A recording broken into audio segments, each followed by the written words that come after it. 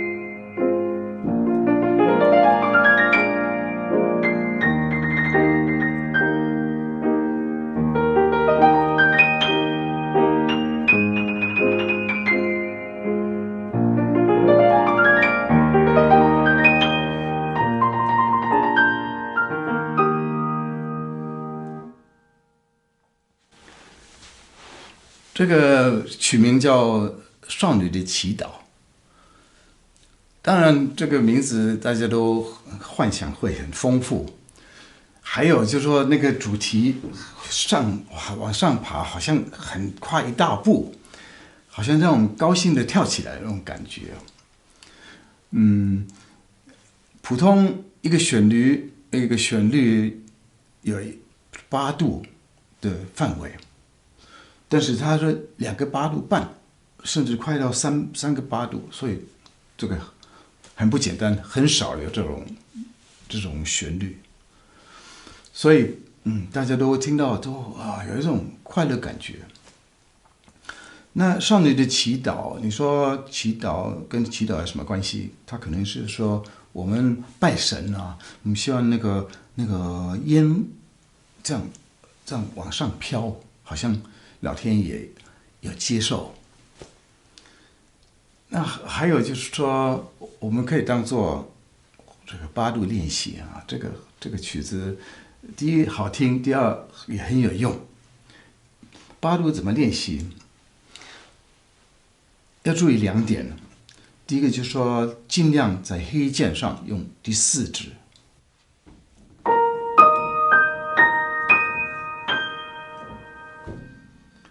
这样那个小指会比较轻松一点，要不然老是弹到这个小指会比较辛苦，比较累啊。然后尽量靠着这个键，可以最上面那个音稍微慢一点出来，因为它是重音在那边呢，比较会亮一点啊。然后还有一点要注意，就是说8度最好是把那个上面的音要弹得稍微重一点，那个8度才漂亮，要不然的话感觉上比较暗，颜色那个音色会比较暗。这个8度练习很好。那下面下面就是那些爬音跟颤音。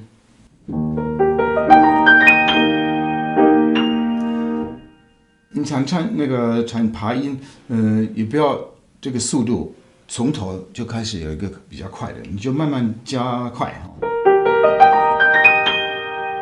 你是上面音慢一点出来，它重音要慢一点出来。然后那个颤音，你看它这是黑键跟白键，距离稍微远一点点，你可以，普通我们都是用2、3指，但是比较累，你用2、4试试看，手会比较轻松一点。所以你爬音，你就快一点开始，然后中间加快，但是后面稍微慢一点。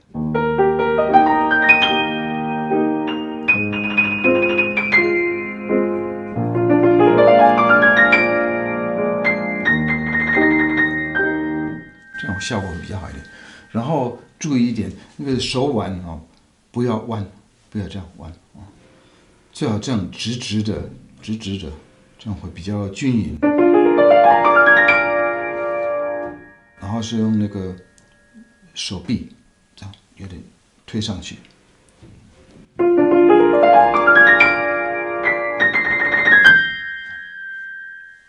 好，练习8度，练习颤音，练习爬音，很好的练习，也很好听。那下面这段好像老天爷听到，也接受他的这个求救，给他答复。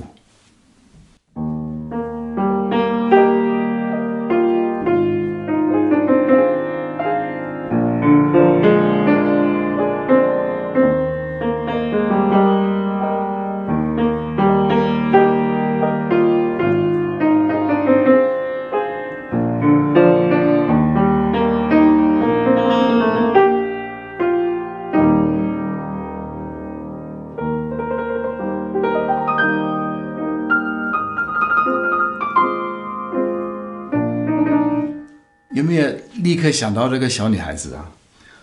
老天爷的话比较直，比较正经一点不是这样跳跳的。那是下面那个颤音就出来了，好像有点这种对话的这种感觉，这样很有意思。然后两个在对话，除了老天爷的话以外，还可以听到天使唱歌，你们听听看。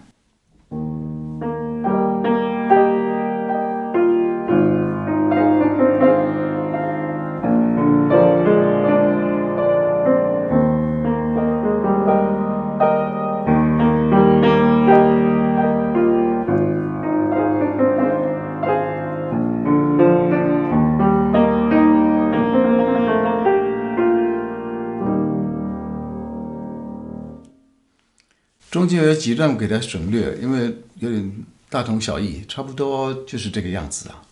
感觉上好像我们的问题已经解决了那种感觉，所以整个曲子我们听到好像觉得很舒服，也觉得好像很满足我们的这个需求。那下面这个对话结束了，好像心安理得，就有一个总结。这个总结就是比较安静一点，比较平安一点，没有这样跳跳的。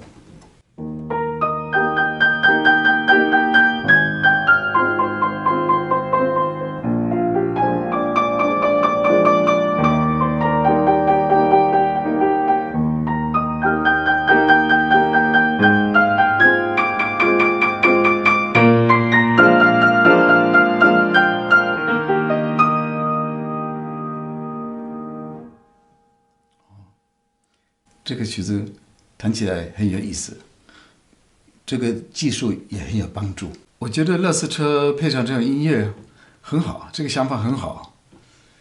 因为我们想到垃圾车又吵又臭的，好像配上这个音乐变成很美好的事情了。奇怪，为什么我们德国没有学台湾这一套？哦，对不起，拍死，我要去倒垃圾。